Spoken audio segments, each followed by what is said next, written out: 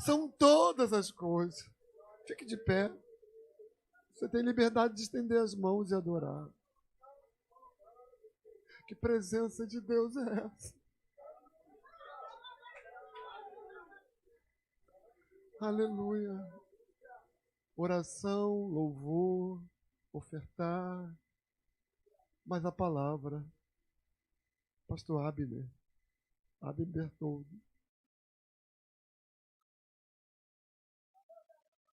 Não murmure, só agradeça. Graças a Deus pela sua família. Graças a Deus pela sua vida na sua família. Você é importante demais lá. O seu papel ninguém vai poder exercer, é seu. Vocês querem receber com alegria, pastor Abner Bertoldo? É um pastor que a gente ama, nosso amigo. Vem cá, irmão Jacira. Irmão Jacira. Nós tivemos oportunidade de ir lá na igreja onde eles estão, numa reunião de pastores, lá em Xerém, na igreja do pastor Cláudio Duarte, reunião de pastores. E a gente os viu lá, ficamos muito felizes. E já são lá. A gente separa aqui, o povo que vem cá termina ficando com a gente. A igreja de vocês aqui na ilha, qual é? Acha. Oh, glória a Deus. É então, a minha segunda casa. Aí. Ok, a gente vai falar igual que falamos para os outros produtos. Se quiser, pode ficar. Vocês querem recebê-lo com alegria? Vamos dizer, amado casal, que o Senhor continue abençoando vocês. Amém? Olha esse namoro aí, viu? Pode dar certo. Esse é o beijo da unção, gente. Sem ele eu não ministro. É o beijo da unção. Me recordo quando eu ia muito na igreja que o pastor Cláudio dirigia antes, quando começou lá na Barra. Eu ia muito lá. Ele tinha sempre muita agenda e me ligava de vez em quando. Prega na Barra para mim lá porque eu estou viajando. E aí o pastor, que era o presidente da igreja, ele falou assim, eu reparei que todas as vezes, sentem, estejam em casa, gente. Pode se sentar, estejam em casa, a gente está em casa aqui. E ele falava assim, pastor, percebi que todas as vezes que o senhor levanta para ministrar, o senhor dá um beijo na sua esposa. E aí, na hora aquilo veio, isso não foi o beijo da unção. E aí, depois disso, ficou sacramentado como sendo o beijo da unção. Graça e paz a todos. Boa tarde, já bom dia ainda. Deixa eu ver. Não, bom dia ainda. Bom dia a todos. Eu quero falar da alegria que eu sinto todas as vezes que eu volto a essa casa. Todas as vezes que eu recebo um convite, pastor Paulo, pastora Márcia, para estar aqui, meu coração se alegra, eu fico muito feliz. E eu louvo a Deus pela vida de vocês. E eu quero fazer parte das festividades de inauguração do novo templo, num novo local, numa nova área. Eu quero estar presente. Eu vou marcar na minha agenda quando sair, olha, nós vamos inaugurar um novo templo no dia tal, vai ser a festividade de inauguração. Eu quero estar lá, eu quero estar presente.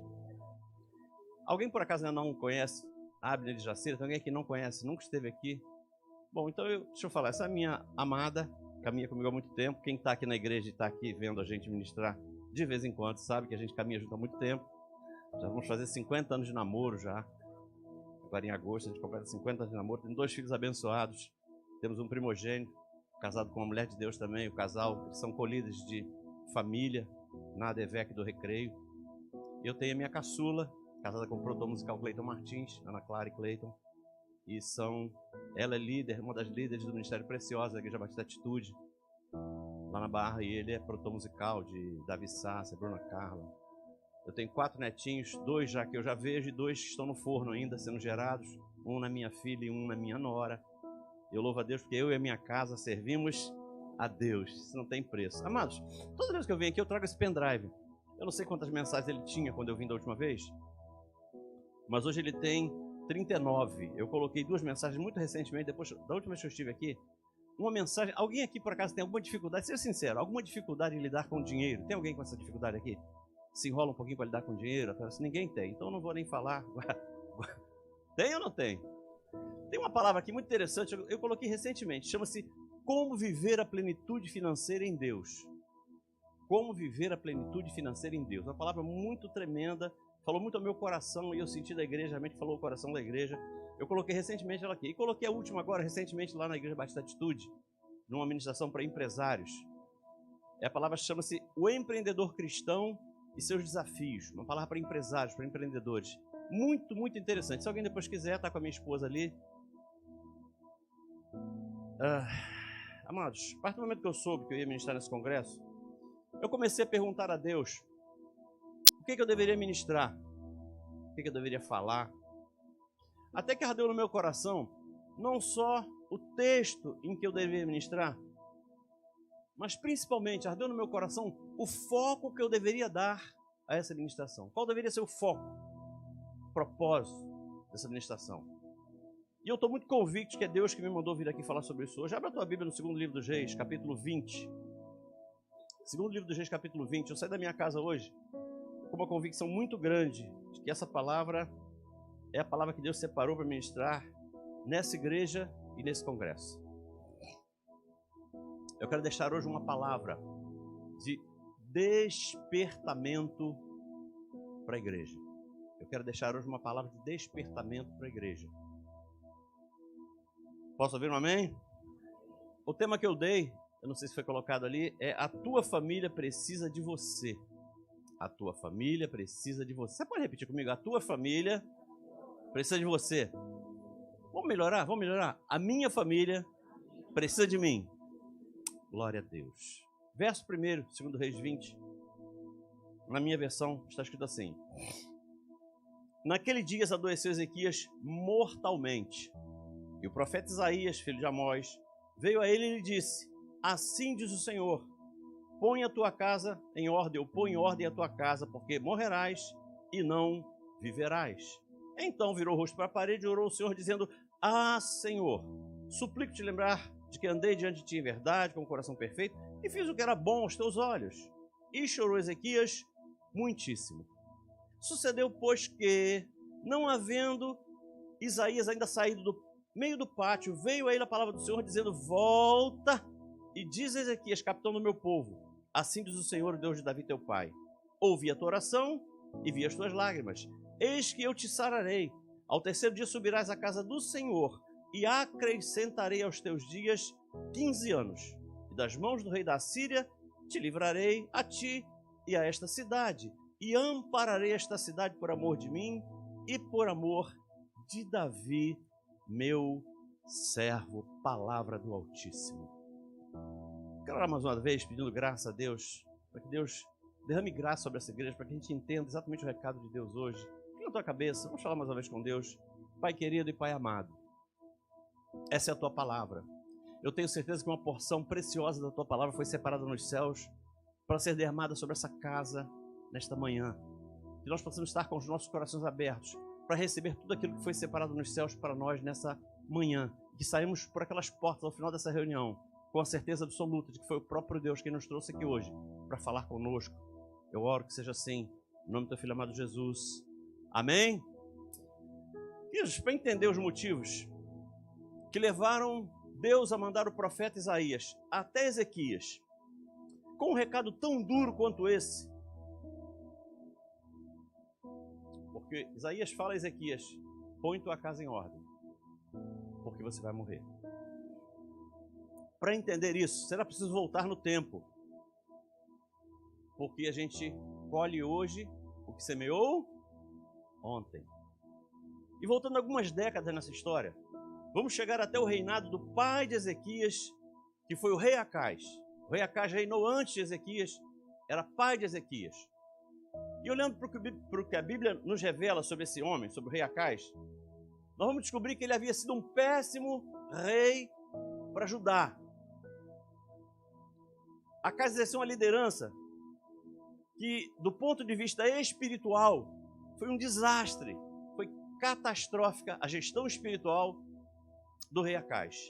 Na prática, a forma como o rei Acás governou Judá fez com que todo o Judá apostatasse da fé no Deus verdadeiro. Coisa terrível. A forma como ele governou fez com que todos se desviassem.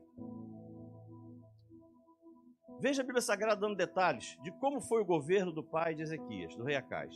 Segundo Reis 16:1, a Bíblia relata que no momento em que o rei Acás sobe ao trono, acontece o seguinte, diz assim, segundo Reis 16:1, tinha Acás 20 anos de idade quando começou a reinar, e reinou 16 anos em Jerusalém, e não fez o que era reto aos olhos do Senhor, como seu pai Davi. Então a Bíblia já começa dizendo que ele subiu ao trono com 20 anos, governou 16 anos, mas não fez o que era reto aos olhos do Senhor.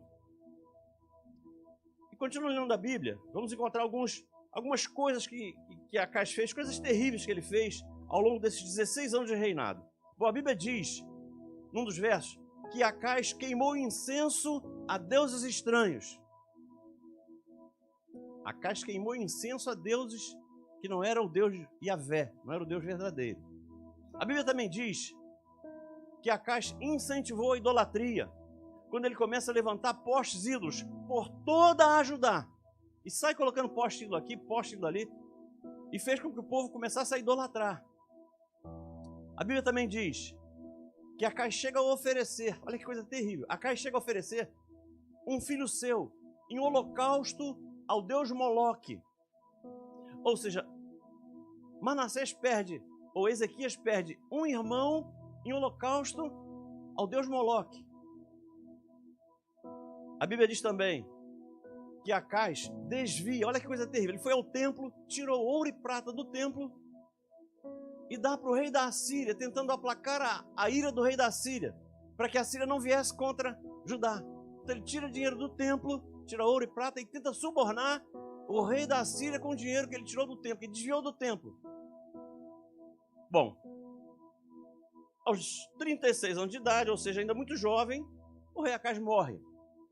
Está no verso 20. E dormiu Acais com seus pais e foi sepultado junto a seus pais, na cidade de Davi, e Ezequias, seu filho, reinou em seu lugar. Entendei isso aqui.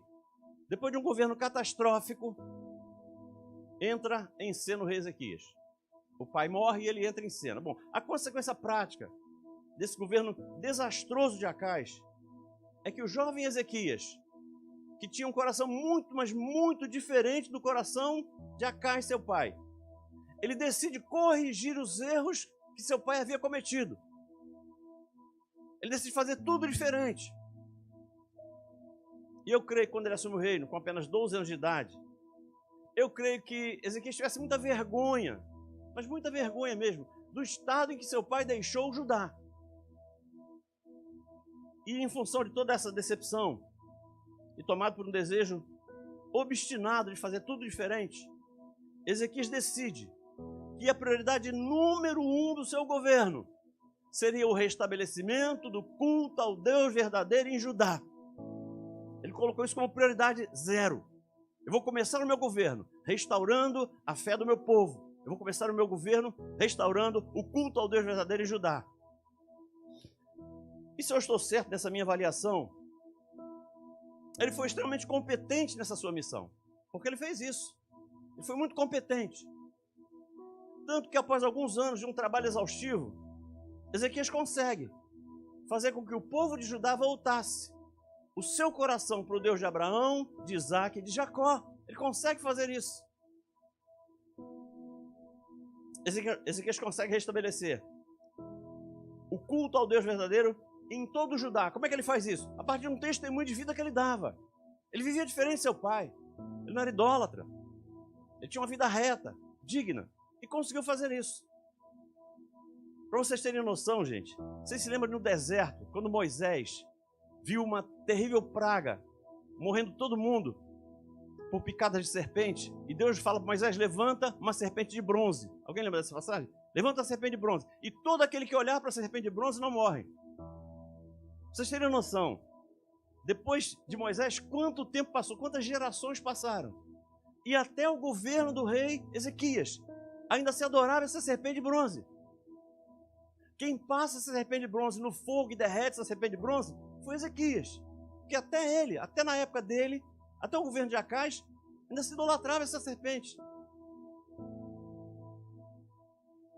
Mas eu imagino que na cabeça de Ezequias, depois de conseguir fazer o que ele fez em tão pouco tempo, com tanta competência, eu acho que na cabeça de Ezequias, ele pensava que Deus iria exaltá-lo. Imagino eu, quando Ezequias fica sabendo que o profeta Isaías estava no palácio para falar com ele, alguém disse assim, rei, o profeta Isaías está aí, ele quer falar com o senhor. Imagina na cabeça dele, ele deve estar pensando assim, Isaías vai chegar na minha presença e vai dizer assim, Deus manda te dizer, Ezequias, você é o cara. Você é o cara. Acho que na cabeça dele passou isso. Só que não. Segundo o que o texto diz, esse texto nós lemos, não foi isso que aconteceu. Isaías diz: ou tu põe a tua casa em ordem, ou tu vai morrer. Amados, após ter conseguido fazer com que o povo deixasse curvar a ídolos, tivesse seus corações convertidos ao Deus verdadeiro, chegamos numa situação onde, certamente, Ezequias deve ter se surpreendido. Porque a palavra foi muito dura. Isaías coloca o dedo e fala: ou tu põe a família em ordem, ou tu conserta a tua casa, ou tu vai morrer. Mas o episódio relatado nesse texto, apesar de ter acontecido já há mais de 2.500 anos atrás, nos remete a uma realidade muito próxima de nós. Isso que está acontecendo aqui é algo muito, muito comum nas igrejas dos nossos dias. Razão porque eu escolhi exatamente esse texto e essa família para refletir nesse congresso. E aqui já aparece a primeira revelação que eu recebi de Deus. A primeira revelação que Deus me deu quando eu li esse texto, eu estudei esse texto, é que o que está ocorrendo nessa passagem bíblica é algo que pode estar ocorrendo muito mais perto de nós do que nós imaginamos. Pastor, o quê? Mas essa passagem conta a história de uma pessoa que se achava na mais absoluta comunhão com Deus. Era o rei Ezequias. Posso ouvir um amém? Ele se achava na mais absoluta comunhão com Deus. Mas apesar disso, Ezequias vivia numa família onde ninguém queria saber de Deus. Você conhece essa realidade? Já ouviu falar sobre essa realidade? De alguém que tem muita comunhão com Deus, mas vive numa família que ninguém quer saber de Deus. Essa era a situação de Ezequias. E onde é que eu baseio essas duas minhas constatações? Bom, primeiro, aquela constatação de que a família de Ezequias era um desastre. Bom, isso está revelado quando Deus manda Isaías a eles assim: olha, ou tu põe a casa em ordem ou tu vai morrer. Então, a família era um desastre. Se fosse mais ou menos, a sentença não teria sido tão dura. Para Deus mandar Isaías falar assim: olha, ou tu põe a casa em ordem ou tu vai morrer, o negócio era feio, estava complicado. Então, realmente, a família de Ezequias era uma catástrofe. E a segunda constatação de que ele tinha comunhão com Deus, que era um homem de comunhão com Deus, que ele gozava de um alto conceito diante de Deus, surge a partir de um recado que Deus manda o profeta Isaías levar até o rei, após a oração que ele faz. Isso está registrado no verso 5. Olha só: ouvi a tua oração e vi as tuas lágrimas, eis que eu te sararei. Ezequias recebe a resposta que todo enfermo que ora a Deus gostaria de ouvir: eu vou te sarar, eu vou te curar. Deus não só manda o profeta Isaías ir até a Ezequias e dizer assim: eu ouvi a tua oração, mas ele manda dizer mais: eu ouvi a tua oração e eu vou atender a tua oração, eu vou te curar, eu vou te sarar. Prova inequívoca de que esse homem tinha muita intimidade com Deus. Mas logo em seguida surge um outro detalhe que reforça esse meu entendimento, e que eu acho que isso é incontestável, ninguém pode contestar isso. Olha só o que Ezequias pergunta ao ouvir o profeta Isaías dizer que Deus iria curá-lo. Está no verso 8. Nós não lemos ainda. Verso 8 fala assim: e Ezequias disse a Isaías, depois de ouvir o profeta falar para ele assim: eu vou te curar. Deus manda dizer que vai te curar. Qual seria a nossa relação? A nossa reação? Glória a Deus! Louvado seja o nome do Eterno! Falaríamos assim, sim ou não? Nós glorificaríamos o nome do Senhor, porque a gente ora a Deus e pede cura, e Deus diz: vou te curar. Era para glorificar a Deus o tempo todo, a vida toda, o resto da vida. Mas não é isso que acontece. Verso 8 fala assim: e Ezequias disse a Isaías: qual é o sinal de que o Senhor me sarará, e de que ao terceiro dia subirei à casa do Senhor? Era como se Ezequias estivesse falando para Deus, porque na verdade está falando para o profeta, mas está falando para Deus. Só, comigo não é assim não, Deus. Como é que o Senhor manda falar um negócio assim? E não, eu quero uma prova. Eu quero um sinal. Eu quero um sinal. E o interessante é que ao invés de Deus ficar indignado, que na minha cabeça Deus deveria ficar indignado. Você, eu estou falando para você que vou te curar. Eu sou Deus. E tu ainda quer prova. Não, na minha cabeça Deus ficaria indignado. Porque se fosse comigo, fosse contigo, pastor Paulo, você ficaria indignado? É como se eu chegasse ao pastor Paulo e falasse assim, pastor Paulo, me empresta R$1.000 no dia 30. Ele tem a obrigação de me emprestar R$1.000, sim ou não? Assim como Deus também não tinha obrigação de curar Ezequias. Mas ele fala assim, tá bom, Abner, dia 30 eu te dou os R$1.000, passa lá em casa. Eu falo assim, não, Paulo, comigo não é assim não. Eu quero um cheque predatado hoje na minha mão, para saber que você vai me emprestar mesmo. Me dá um cheque predatado para ficar comigo. Ele ia ficar chateado, sim ou não? Mas Deus não ficou. Deus não ficou. E para dar essa prova que Ezequias pede, de que Deus iria curá-lo, Deus mexe com a ordem dos planetas. Deus mexe com a órbita do universo. Que coisa tremenda. Nos versos 9 e 10, existe um diálogo interessante entre o profeta e o rei, onde Isaías pergunta a Ezequias se ele quer que o sol ande mais rápido ou se ele quer que o sol volte. E parece que Ezequias achava que para o sol andar mais rápido ia ser fácil. Isso eu não vou pedir, porque sol andar mais rápido é fácil. Isso eu não vou pedir isso não. Eu vou pedir para o sol voltar. Eu quero que o sol volte. Olha só o que Deus tem que fazer para dar uma prova a alguém de que iria curá-lo, gente. Vá ter comunhão com Deus assim lá longe. Vai ter comunhão com Deus assim no Ministério Haja. No verso 11, então o profeta Isaías clamou ao Senhor e fez voltar a sombra 10 graus pelos graus que tinha declinado o relógio do sol de Acais. Ou seja, Ezequias pede e Deus faz. Deus faz o sol voltar para dar a prova que Ezequias pede. Por que eu estou insistindo nesse esclarecimento, gente? Para que você entenda que Ezequias gozava de um altíssimo conceito diante de Deus. É inquestionável isso. Mas apesar de todo esse prestígio que ele tinha, Deus fala para ele, ou você põe a tua casa em ordem, ou você morre. Queridos, como família é algo precioso demais para Deus, Deus manda aquele duro recado a Ezequias, mesmo com todo o conceito que ele gozava diante de Deus. E se essa era uma prova de importância, de que Deus dava muito valor à família naqueles dias, eu posso afirmar que Deus age assim ainda hoje. Posso ouvir um amém? Se Deus dava importância à família lá, Ele dá importância à família aqui. Se Ele dava importância à família 2.500 anos atrás, dá importância à família em 2022. Porque o nosso Deus é o mesmo ontem, hoje e o será eternamente. Ele dá importância à família ainda hoje. Quantos estão entendendo o recado de Deus, diga amém. Queridos, aqui eu entro na mensagem. Se você analisar friamente o que está acontecendo nessa passagem, vamos analisar friamente. O que está acontecendo aqui? Ezequias estava recebendo uma sentença de morte, apesar de ter comunhão com Deus. Ele estava recebendo uma sentença de morte em função da família organizada que ele tinha, em função de alguma coisa que seus familiares estavam fazendo de errado. Interessante que a sentença de morte não é sobre ninguém da família dele, porque eles estavam com a vida em desordem, não ele. O razoável fosse que a sentença de morte fosse sobre a vida de alguém da família, não dele. Ele estava com a vida em dia, ele tinha comunhão com Deus. Deixa eu abrir um parêntese.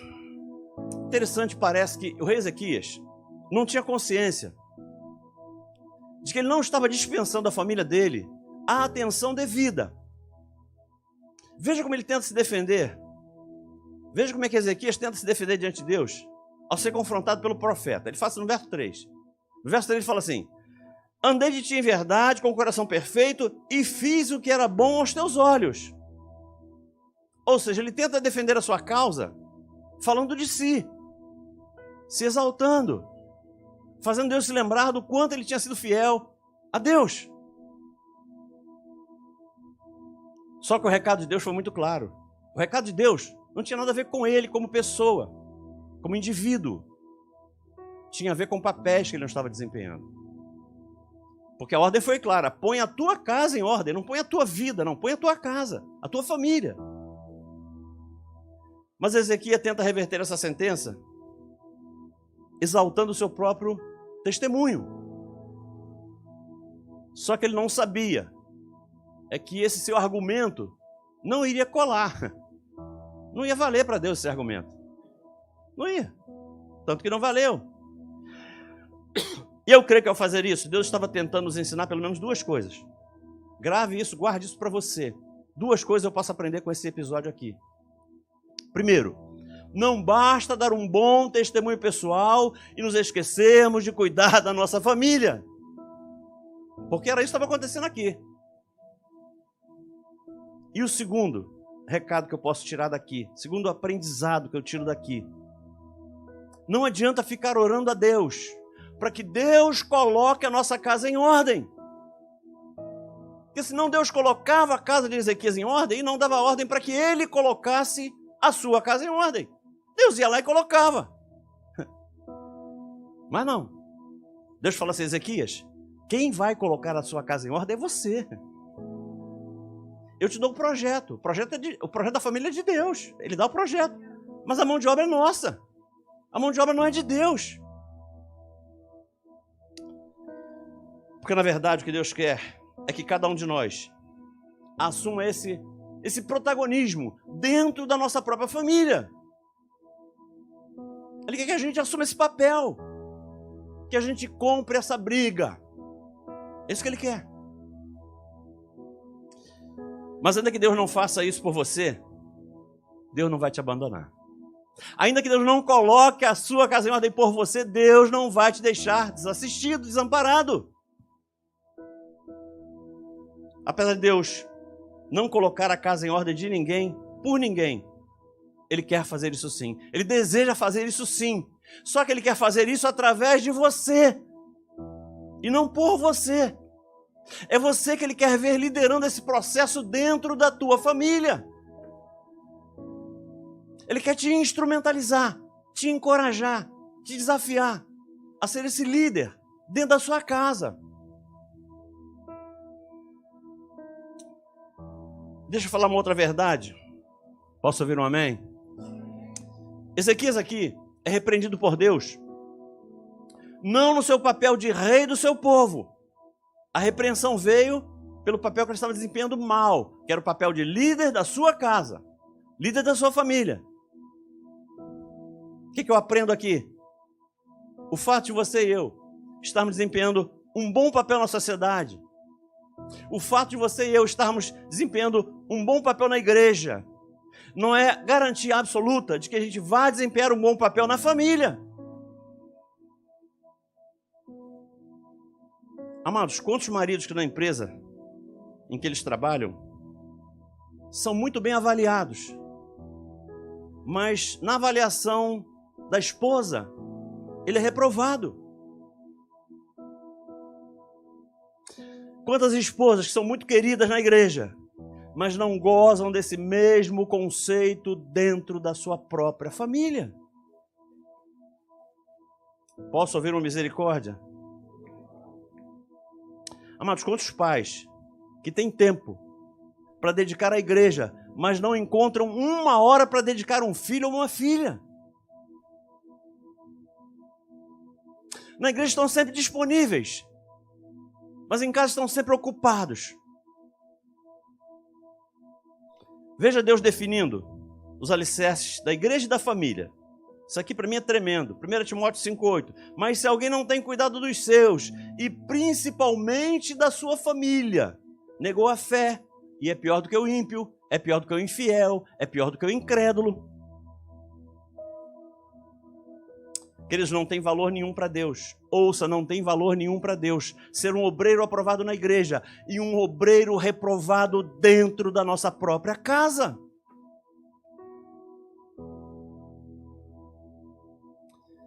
Meus irmãos, o rei Ezequias foi extremamente competente nesse desafio de restabelecer o culto ao Deus verdadeiro em Judá. Nessa tarefa ele foi muito bom, nessa tarefa ele foi vitorioso. Mas na liderança do destino, da sua própria casa, da sua família, esse homem deixou muito a desejar. Esse homem foi negligente. Mas a essência do que eu quero compartilhar com a igreja é essa. Ezequias cuidou muito bem do reino de Judá.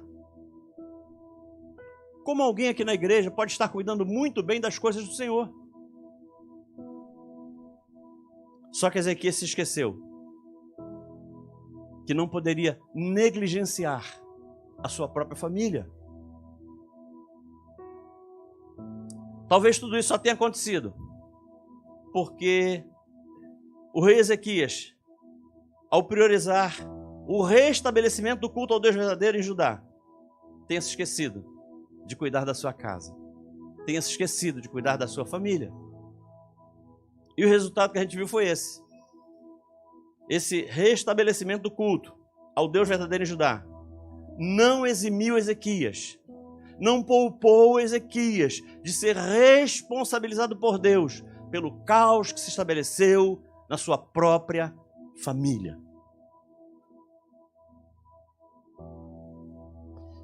E eu preciso caminhar para a conclusão, mas antes eu quero repartir com vocês uma certeza que eu tenho. Qual, pastor? A certeza de que Deus não queria que Ezequias morresse. Não era esse o desejo de Deus. Não foi literal o recado de Deus. O que verdadeiramente Deus queria é que Ezequias liderasse a recondução da sua família para um lugar de onde ela nunca deveria ter saído.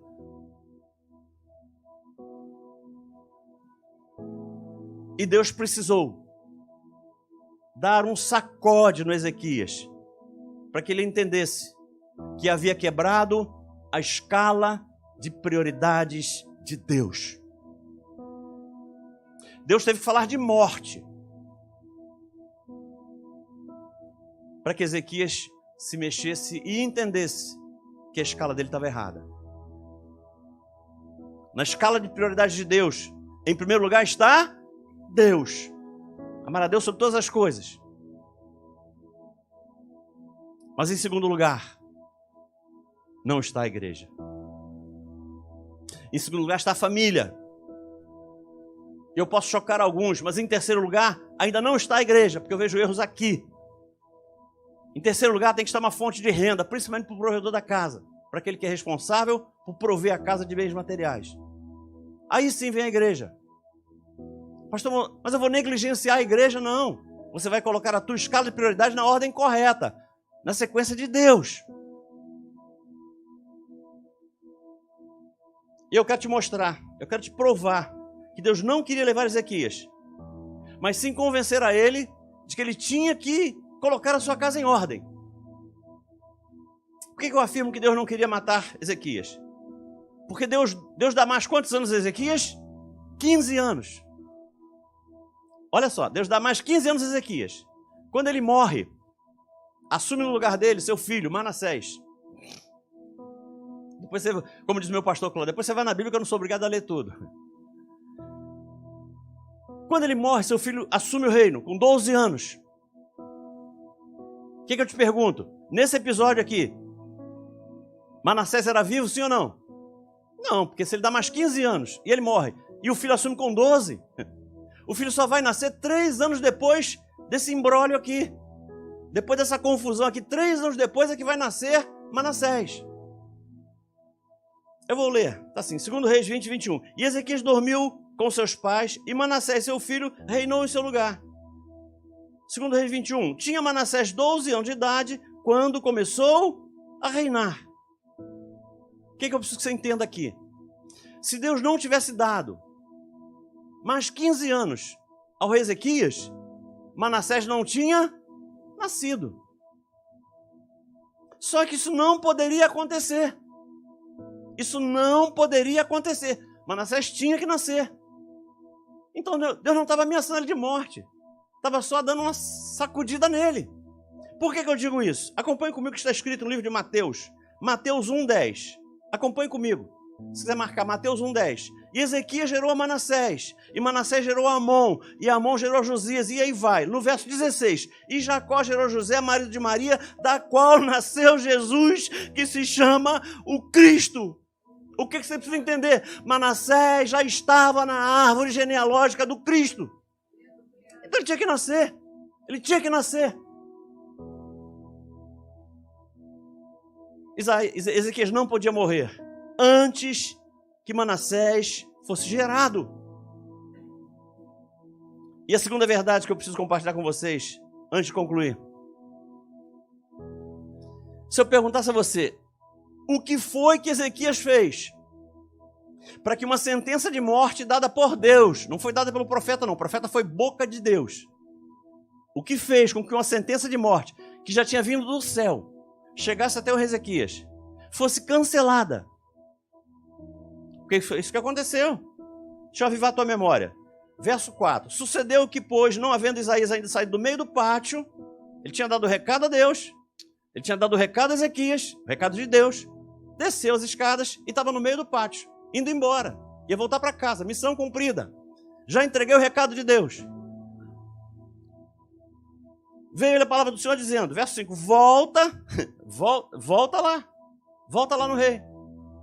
E diz Ezequias, capitão do meu povo, assim diz o Senhor, Deus de Davi, ouvi a tua oração e vi as tuas lágrimas, eis que eu te sararei. Se fosse eu falar assim, Senhor, tu não podia ter falado isso comigo enquanto eu estava lá, tu esperou eu descer, e até o meio do pátio para fazer eu voltar. Pô, Deus, me poupa. Ele entregou o recado, desceu as escadas e foi no meio do pátio. Deus falou assim, agora volta lá. Volta lá e fala que eu estou cancelando a sentença de morte. Olha que coisa misteriosa. Eu fui me perguntar, Deus, o que está acontecendo aqui? Será que demorou o quê? 20 minutos? Meia hora? 15 minutos? Não, demorou 3 meses. O profeta não ia demorar 3 meses para atravessar o pátio e sair do palácio. Foram minutos. O que aconteceu em minutos? Gente, o que aconteceu em minutos? Para que uma sentença de morte dada por Deus fosse cancelada pelo próprio Deus. E eu comecei a me perguntar, Senhor, o que aconteceu aqui? Porque alguma coisa aconteceu. Deus não ia cancelar uma sentença de morte porque se arrependeu. Não, Deus não age assim, não. Não, claro que não. Se eu te perguntasse assim, será que deu tempo de Ezequias colocar toda aquela bagunça que estava na sua casa em ordem? Será que deu? É impossível, gente. Mesmo porque não era pouca coisa. Porque se fosse pouca coisa, Deus não mandava aquele recado duro. Não era pouca coisa. Não dá para colocar em ordem em meia hora. Alguém pode achar, não, mas ele deve ter colocado a casa em ordem, pastor. Por isso que cancelou a sentença. Bom, não foi isso que eu recebi do Senhor. Eu creio que não houve tempo hábil para Ezequias colocar a sua casa em ordem. Não houve. Mas uma coisa aconteceu. Eu quero deixar isso como uma palavra profética para você. Eu quero deixar uma palavra profética para você. Porque a única coisa que Ezequias fez foi suficiente. Rica. A única coisa que ele fez foi suficiente diante de Deus para que uma sentença de morte que pode ter sido lançada sobre a tua casa, sobre a tua vida, sobre a tua família, seja cancelada. Porque se você fizer a mesma coisa que Ezequias fez, você recebe a mesma bênção que ele recebeu. Deus é o mesmo ontem, hoje será eternamente. Deixa eu falar um negócio. Se eu falar que Deus não faz acepção de pessoas, não faz. Mas Deus faz acepção de comportamentos. Deus trata pessoas de forma diferente, que têm comportamento diferente. Então, se você alinhar o teu comportamento com o comportamento de Ezequias, você vai fazer jus à mesma bênção que ele recebeu. Pastor, mas o que ele fez? Eu fui colocar diante de Deus. Deus, o que esse homem fez? O que esse homem fez? Porque Deus não cancela uma sentença de morte do nada. E Deus ministrou o meu coração que a única coisa que ele fez, todos nós precisamos fazer. Eu tenho certeza, eu tenho absoluta certeza em Deus, de que a única coisa que ele fez foi permitir que o Espírito de Deus testificasse no espírito de Ezequias que a primeira coisa que ele iria fazer ao se levantar daquele trono seria caminhar em direção a colocar a sua casa em ordem. E para Deus bastou um compromisso assumido entre ele e Deus para que a sentença fosse cancelada. E Deus não esperou ele colocar a casa em ordem para cancelar a sentença. Deus cancelou a sentença imediatamente. Bastou que para isso o Espírito de Deus testificasse no espírito dele que ele estava assumindo um compromisso. E esse compromisso seria honrado, seria cumprido, porque Deus conhece e esquadrinha o nosso espírito. Amados, Ezequias cuidou muito bem das coisas do Senhor. Como alguém pode estar aqui também hoje, cuidando muito bem das coisas do Senhor. Só que ao priorizar esse propósito para a sua vida, Ezequias se esqueceu de cuidar da sua própria família. Vamos ficar em pé.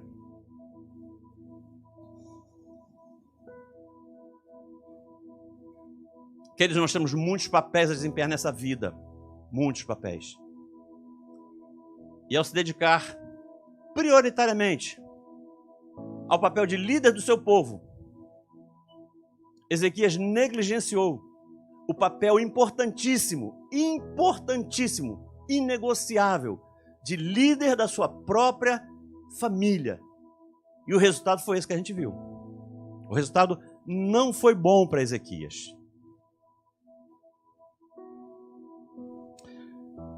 Queridos, eu sei que tem membros da família que nos desafiam todo dia e toda hora.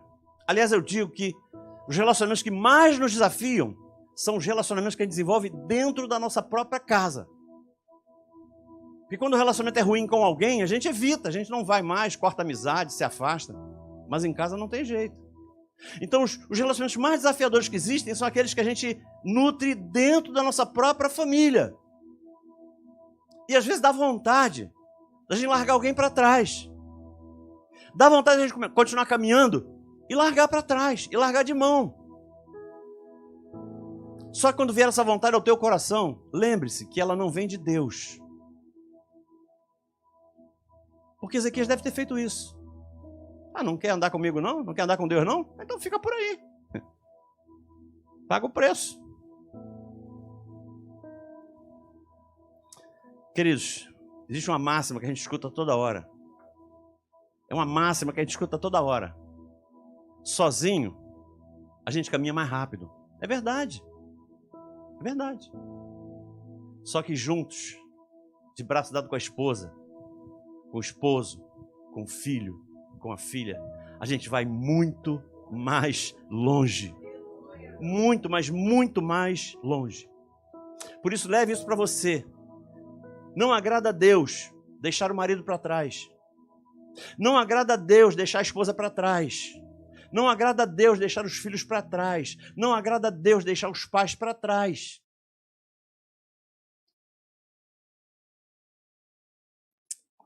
Eu quero orar por todos aqueles a quem essa palavra falou. Eu quero orar por todos aqueles que, além da palavra ter falado, permitiram que essa palavra fizesse morada. Aqueles que escutaram. Deus diz assim, quem tem ouvidos, ouça o que diz o Espírito de Deus. Porque escutar é muito mais que ouvir. Escutar é permitir que aquilo que você ouve desça e vá até o seu coração e faça morada no seu coração e se abrigue no teu coração. Eu quero orar pela tua vida, para que você assuma um compromisso com Deus,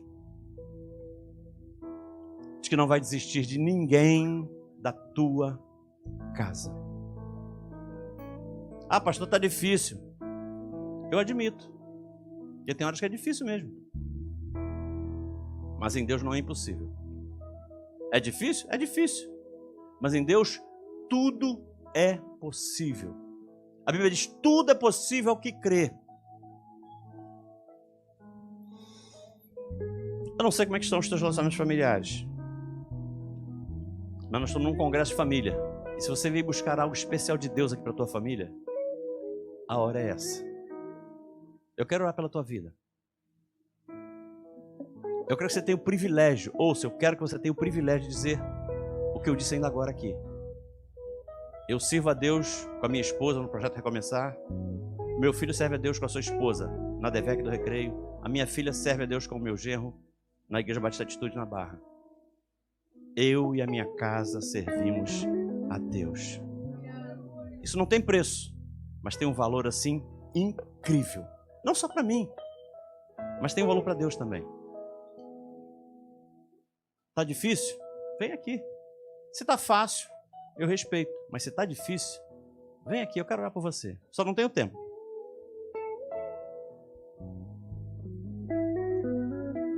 O culto já deveria ter terminado. Mas eu não poderia deixar de orar por você que precisa de um agir de Deus, de uma direção de Deus, de uma estratégia de Deus, de uma visitação de Deus. Eu quero que você tenha uma revelação de Deus tão forte, tão grande, porque o grande desafio não é se decidir agora abraçar a tua família. Não é esse. O desafio não é esse. O desafio é receber de Deus a estratégia que vai dar certo. O caminho que você vai percorrer. Porque eu sei que no teu coração existe esse desejo. Eu tenho certeza que você sai daqui convencido de que tem que fazer isso. O que eu peço a Deus nessa oração é para que Ele te diga como. É que Deus te dê estratégia do que fazer, em que hora fazer, com que intensidade fazer, a hora de dar um passo, a hora de recuar um passo, a hora de insistir, a hora de esperar um pouco mais, a hora de dar uma palavra dura, a hora de dar uma palavra branda. É só Deus que faz isso. É só em Deus que você recebe essa estratégia. Não sou eu que vou te dar, é Deus. É Deus que vai te mostrar como é que você tem que conduzir esse processo de restauração da tua casa. É Deus. É Deus. É Deus. É Deus. É Deus. É Deus. É Deus. E eu quero colocar a minha comunhão com Deus, para que as bênçãos que Ele tem derramado sobre a minha casa possam ser servido por todas as famílias do Haja. Eu quero que você tenha discernimento espiritual para entender onde é que você está errando. Eu quero que você tenha discernimento espiritual para entender qual vai ser a estratégia a ser empreendida a partir de agora, para que você seja vitorioso, vitoriosa. Eu quero que você venha aqui amanhã ou depois dar um testemunho de que você mudou comportamentos e os resultados foram extraordinários. A Bíblia diz que nós temos que vigiar e orar. Sabe qual é o nosso problema? A gente ora muito, mas vigia pouco. Que Deus te mostre o caminho e te dê a velocidade ideal para que você tenha sucesso nessa empreitada. E eu oro por você. Senhor Deus Pai querido, te damos graça, louvamos e bendizemos o teu santo e precioso nome. Estão aqui filhos e filhas que chegaram ao limite da sua resistência, que não tem mais uma estratégia clara de como se conduzir, mas que estão confiando no Senhor, que a partir de agora recebam dos céus, recebam do alto, diretamente do Pai das luzes, aquilo que precisam fazer a partir de hoje, para que possam resgatar, para que possam alcançar, para que possam juntar toda a sua família na mesma fé, no mesmo propósito, na mesma direção, caminhando na mesma velocidade, e que isso dê prazer a ambos, mas mais que isso agrade o Senhor.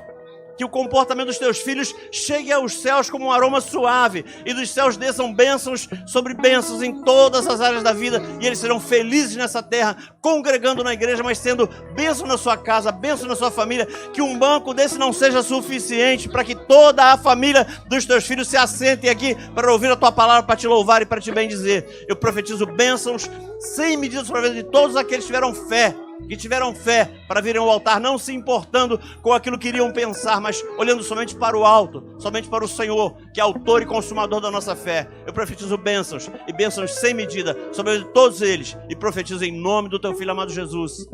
Amém e amém. Que cada um daqueles que vieram aqui volte para o lugar com a sua vitória, crendo que Deus vai entrar com providência e Deus vai dar vitória.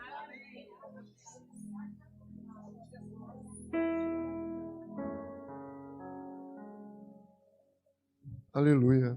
Irmãos, nós estamos numa celebração de lágrimas. Deus está falando.